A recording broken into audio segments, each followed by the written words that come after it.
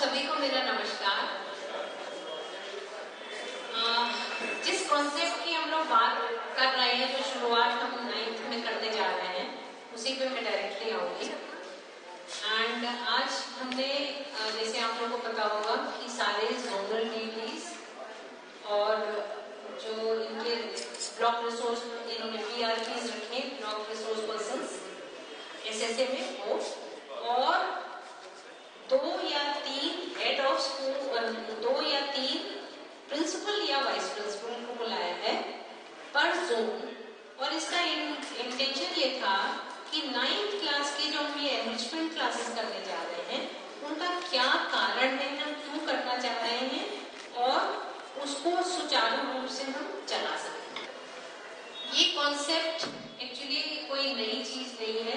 हम लोग क्या देख रहे हैं, जो आपसे शेयर कर सकती हूँ मैं, कि कंसर्न इस बात का है कि नो डिटेंशन पॉलिसी को समहाउ सोसाइटी ने ये मान लिया कि पढ़ाना नहीं है, जबकि ऐसा कहीं नहीं है कि नो डिटेंशन का मतलब ये हो कि पढ़ाना नहीं। पढ़ाना तो है, लेकिन बच्चे को इतना इक्विप कर देना है, इतना उसको सिखा देना है, उसकी लर्निंग लेवल इतनी होनी है कि उसको बिना इवैल्यूएशन के भी वो बच्चा आगे निकल जाए। लेकिन ऐसा फैक्ट नहीं हो रहा। ना तो पेरेंट्स ध्यान दे रहे हैं, ना हम में भी कमी है, हम टीचर्स में भी कमी है, साथ में बच्चों में भी कमी है। उन्हें भी ये लगता है कि कोई बात नहीं, 9वीं तक तो हम आ जाएंगे, लेकिन 9वीं में आके क्या हो रहा है, समस्या बरकरार है। तो इसलिए आपसे शेयर जो करना चाहती हूँ, 6ठी क्लास का डेटा शेयर कर रही हूँ। 11-12 में हमारे पास नो डिटेंशन में 14.57% बच्चे आपने प्रमोट किए, जो कि बढ़ के 12-13 में 16.7 हो गए। और अब स्थिति यह है, इस साल 32% बच्चा 6ठी क्लास का नो डिटेंशन में पास है।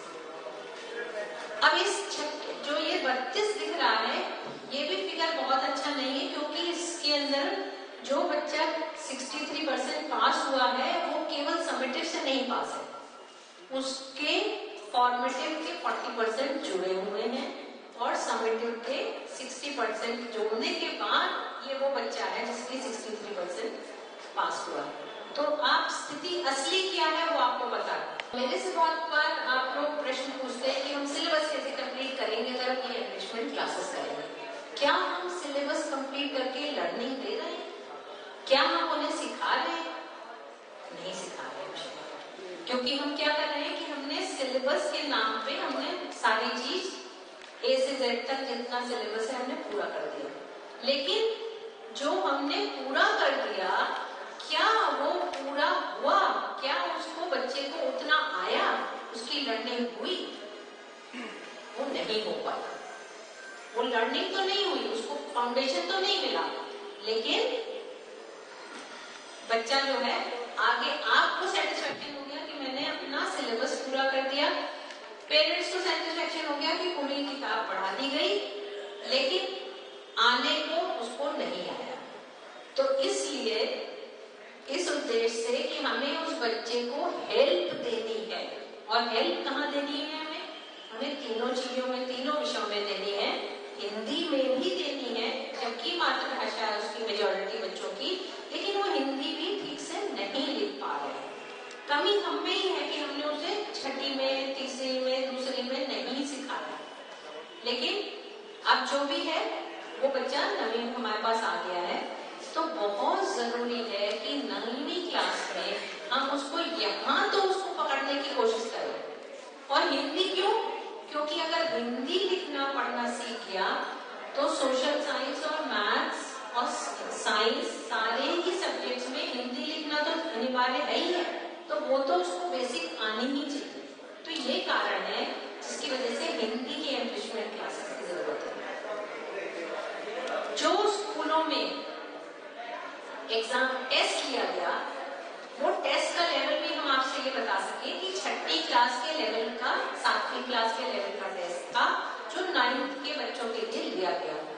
लेकिन हम क्या पाते हैं कि उसमें से भी 5-5 क्वेश्चन थे, 5-5 प्रश्न पूरे करने या 4 प्रश्न 5 प्रश्न पूरे करने वाले बच्चे सही तरह से बहुत कम थे। ज्यादातर बच्चे कैसे थे, या तो एक भी नहीं कर पाए या मुश्किल से 1 या 2 कर पाए। तो हमारे को चौंकने की जरूरत है और कुछ करने की जरूरत है।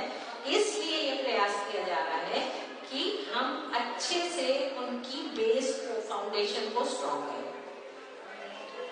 कोई रॉकेट साइंस की बात नहीं कर रहे, हम बात कर रहे हैं कि उसकी बेसिक नॉलेज मैथ्स की, बेसिक नॉलेज इंग्लिश की और बेसिक नॉलेज हिंदी की अगर हम स्ट्रॉन्ग कर देंगे तो बाकी चीजें वो कर पाएगा। तो इसलिए हमारे को ये क्लासेस करने अनिवार्य हैं। जितने भी वाइस प्रिंसिपल, जोनल कोऑर्डिनेटर बनाए गए हैं या प्रिंसिपल बनाए गए हैं, उनसे मेरी जो रिक्वेस्ट है वो ये है कि एवरी डे उन्हें इन सारे स्कूल जो भी उनके जोन के हैं वो आपस में वो दोनों ही जोनल कोऑर्डिनेटर्स या 3 डिवाइड कर लेंगे और उन स्कूलों में 4 to 6 schools per day visit करेंगे और ईमेल से आप आज कौन से 4 से 6 स्कूल आप गए हैं उसकी रिपोर्ट अपने जोनल डीडी को ईमेल से भेज देंगे कि हमने ये विजिट किया, हमने ये देखा। अब वहाँ केवल विजिट करने का एम नहीं है, एम इस बात का है कि वहां पर ये क्लासेस सुचारू रूप से चल पाए।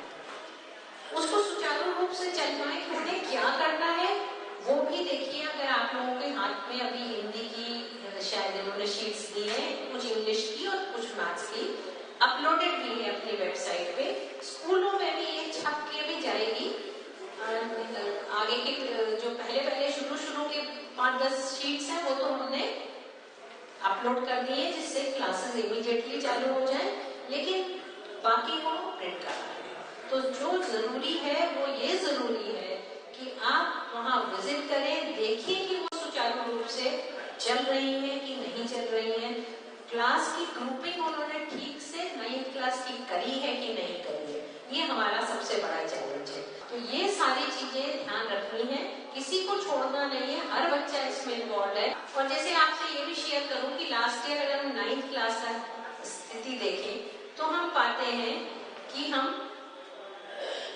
केवल 55% के करीब रिजल्ट दे पाए।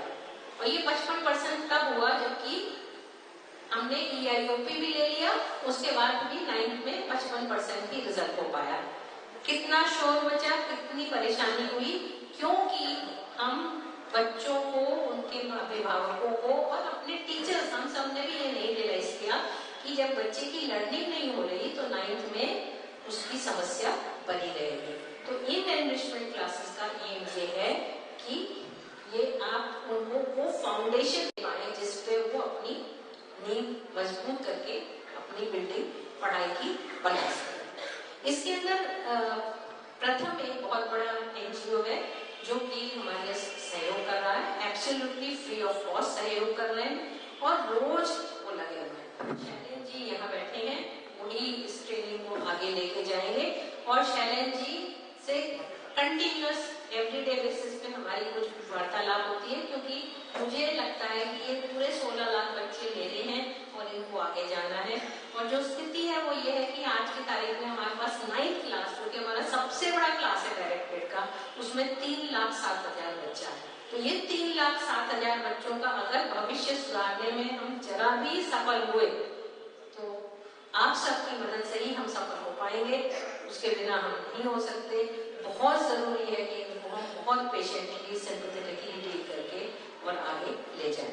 Now I'll hand over the mic to Shailen ji to say things further. He will train you how it has to be done. Thank you. आज जो हम लोग यहाँ पे इकट्ठा हुए हैं उसका मकसद आपके साथ शेयर करना है कि हमने क्या प्लान किया है, क्यों प्लान किया है और उसको किस तरीके से एग्जीक्यूट करने का हमारा सुझाव है। So, जिस प्रोग्राम की चर्चा सुनीता मैडम कर रही है वो एक, मैं कहूंगा कि एक एंटरिंग प्लान है कि कैसे अब से लेकर के जनवरी एंड तक की हम लोग कुछ इंटरवेंशन फोकस वे में ये 9वीं क्लास के बच्चों के साथ में करें, ताकि जिस प्रकार का रिजल्ट हमें पिछली बार मिला है उससे थोड़ा बेहतर हो सके चीजें। ठीक है, तो मैं बहुत हाई गोल आपको नहीं रख रहा हूं, एक रियलिस्टिक प्रपोजिशन लेकर के चल रहे हैं कि हम अब से लेकर के जनवरी एंड तक, यानी कि अगले 2 महीने प्लस, अगर हम लोग थोड़ा लग करके सब लोग मिलकर के प्रयास करें, कुछ कोशिश करी जाए और इसको चुनौती मान करके चले कि हमें जो पिछली बार जो हमें नंबर्स दिखाई दिए हम उससे बेहतर करके दिखाएंगे। और ये मैं आपको बताऊं, इन 54 स्कूलों से के इंटरेक्शन और तमाम आप लोगों से मिल करके मुझे इस बात का पूरा यकीन है कि अगर हमारे टीचर्स चाहेंगे तो ये स्थिति पिछली बार वाली फिर से रिपीट नहीं होगी, उसमें इंप्रूवमेंट डेफिनेटली आएगा। अब इसमें करना क्या है स्ट्रक्चर ओवरऑल इंटरवेंशन। तो डायरेक्टरेट के साथ बात करते हुए, सब्जेक्ट एक्सपर्ट्स के साथ बात करते हुए ये निर्धारित किया गया कि अगर हम लोग 3 विषय ले लें, हिंदी, मैथ्स और इंग्लिश, और तीनों विषयों में करना क्या होगा, किस तरीके से करेंगे, एक इंस्ट्रक्शन मैनुअल डिजाइन किया गया है जो 4 पेज का इंस्ट्रक्शन मैनुअल है और उसके बाद कुछ वर्कशीट्स है। यानी कि उन इंस्ट्रक्शन मैनुअल्स को अपेक्षित है कि टीचर्स जो हमारे 9वीं में पढ़ाते हैं उन विषयों को, उसको वो ध्यान से पढ़ें और उसमें लिखा हुआ है कि संरचना वर्कशीट्स की क्या है, उन्हें क्लास में करना क्या है, ठीक है। सो वो इंस्ट्रक्शन मैनुअल को पढ़ें और उस वर्कशीट को, और वर्कशीट का भी स्वरूप जो है वो 3 भागों में विभाजित किया गया है। कुछ कॉन्सेप्ट्स हैं, उसको एक्सप्लेन करने की कोशिश की गई है, कुछ एग्जाम्पल्स हैं और कुछ प्रैक्टिस मटीरियल है। तो ये ओवरऑल जो उस वर्कशीट का जो है वो फ्लो है। तो ये इंस्ट्रक्शन मैनुअल है वो गाइड है टीचर के लिए कि हमें यूज कैसे करना है इन वर्कशीट्स को, ठीक है ना। और ये मटीरियल जो है वो सभी बच्चों के लिए बनाया गया। अब आते हैं हम लोग कि ये होना कैसे, इसको कराने के लिए इन वर्कशीट्स को, और हमारे क्लास में 9th में जो बच्चे होते हैं वो अलग अलग स्तर के, कुछ ऐसे भी बच्चे होते हैं जिनको बिल्कुल भी पढ़ना नहीं आता है, जो शायद 5वीं के लेवल पर भी नहीं उपयुक्त होंगे, पर वो प्रमोट होते होते 9th में आ गए, और कुछ ऐसे बच्चे भी होंगे जो बहुत आगे। तो हमारे लिए ये मुश्किल हो जाता है कि अगर इतनी डाइवर्स क्लास हमारे एज अ टीचर, मेरे सामने बैठे हुए हैं 40 बच्चे और उसमें इतनी विभिन्नताएं हैं, तो मैं कहां से शुरू करूं और पढ़ाऊं क्या, ठीक है। तो इसी चीज को ध्यान में रखते हुए हम लोगों ने एक छोटा सा असेसमेंट जो है वो बनाया था, जो सारे स्कूलों में गया था और उसके आधार पर स्कूलों ने असेसमेंट करा था। मैं एक बार आपको वो दिखा देना चाहूंगा। ये एक छोटा सा टूल जो है वो बनाया गया था, जिसमें आप देखेंगे कि ये हिंदी का थोड़ा सा टेक्स्ट है और उसके बाद उसके नीचे 5 सवाल। उसी तरीके से इंग्लिश का एक बहुत छोटा सा टेक्स्ट है और उसके नीचे 5 सवाल, और उसके नीचे जो है वो मैथ्स का 3 सवाल बहुत सिंपल से है न्यूमरल्स के द्वारा, और बाकी 2 सवाल जो है वो शाब्दिक सवाल। स्तर है घटाना या भाग या फ्रैक्शन, ठीक है। अब इसमें देखा कि जो 5-5 सवाल तीनों उसमें विषय में दिए हुए, और उसको क्लासिफिकेशन करने के लिए हमने क्या बोला था कि जो बच्चे 2 या उससे कम सवाल कर पा रहे हैं वो एक लेवल, 3 और 4 सवाल कर पा रहे हैं दूसरा लेवल, और जो 5 सवाल कर पा रहे हैं वो तीसरा लेवल।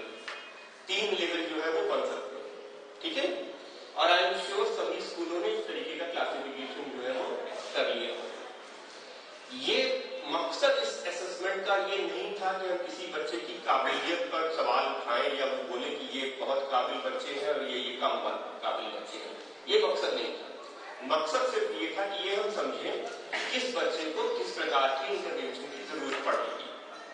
सो ये एक बार जब हम लोगों ने कर लिया, तो जब कुछ आंकड़े मैंने स्वयं देखे तो मुझे लगा कि हमने जो पहले 3 लेवल की बात सोची थी शायद वो बहुत स्कूलों में एप्लीकेबल ना हो, क्योंकि जो तीसरा लेवल की 5 प्रश्नों के सही उत्तर देने वाले ऐसे बच्चों की संख्या काफी कम दिखाई दी। एक ऐसा ग्रुप जिसको लेवल 1 भी कह सकते हैं, जो 2 या उससे कम सवालों का जवाब दे पा रहा है, और एक ऐसा ग्रुप जो 3 या उससे ज्यादा के सवालों का जवाब दे पा रहा है। क्योंकि 5 सवालों का हल करने वाले बच्चों की संख्या कम है, तो इसके लिए हम उनको दूसरे वाले ग्रुप के साथ में ही मर्ज कर दे रहे हैं, अदरवाइज लॉजिस्टिकली बहुत दिक्कत हो सकती है स्कूल में ऑर्गेनाइज करने। यानी दो क्लियर ग्रुप जो है वो निकल करके आ रहे हैं। अब अगर हमें आगे बढ़ना है, इन वर्कशीट्स को इस्तेमाल करना है, तो सुझाव हमारा ये है कि 9th में जिस प्रकार से भी आपके सेक्शंस की परिकल्पना है उसमें थोड़ा सा बदलाव करने की जरूरत पड़ेगी, एटलीस्ट इन 2 महीनों के लिए, कि अलग अलग सेक्शन कर दिए जाएं या किसी तरीके से उनका डिफरेंशिएशन, ताकि जो टीचर अगर मान लीजिए लेवल 1 के साथ में काम कर रहे हैं हम अभी, तो हम थोड़ा धीरे चलें, हम शुरुआती वर्कशीट्स को ज्यादा इस्तेमाल करें, और आप लेवल 2 या ग्रुप 2 के साथ में हैं तो थोड़ा तेज चलें, आप आगे की वर्कशीट उठा करके और प्रैक्टिस करवाना शुरू करें। ठीक है, तो ये डिफरेंशिएशन इसलिए करना है, किसी की काबिलियत पर कोई प्रश्न चिन्ह उठाया जा रहा हो ऐसा नहीं। सो इस तरीके की ग्रुपिंग करना है और उसको रीअरेंज कर लेना होगा हमको। और जैसा कि हमने बोला कि ग्रुप 2 में थोड़ा तेजी चल सकते हैं, ग्रुप 1 में हम लोग थोड़ा धीमे चल सकते हैं। तो ये ओवरऑल स्ट्रक्चर है इस पूरे प्रोग्राम का। यानी कि हमने क्या किया, हमें इन 3 विषयों पर फोकस करना है, अगले 2 महीने तक फोकस करना है, कुछ सपोर्ट मटेरियल प्रोवाइड किए गए हैं उसका इस्तेमाल होना है, बच्चों को 2 ग्रुपों में बांट करके उसको करना है, ताकि हम किस ग्रुप में धीमे चलेंगे, किस ग्रुप में तेज चलेंगे, किसमें कौन सा यूज करेंगे, वो हम लोग जो है वो निर्णय ले सके। तो ये ओवरऑल परिकल्पना है और मकसद ये है कि हमारा पिछले जैसा परफॉर्मेंस जो है वो ना हो, हम उसको इम्प्रूव करें, ये मैसेज बराबर जो है स्कूल तक जाना है। एक बात वही है कि हम लोगों ने भी इसको आपके साथ में मिलकर के ही बनाया है और आपके साथ में ही मिलकर के इसको स्कूलों में करने वाले हैं। तो हमारा और आपका मकसद एक ही है कि ये बच्चों को मदद करें। इसमें अगर आपके कुछ सुझाव हो, इसको और बेहतर कैसे किया जा सकता है, in the light of reading this और in the light of implementation, please इसको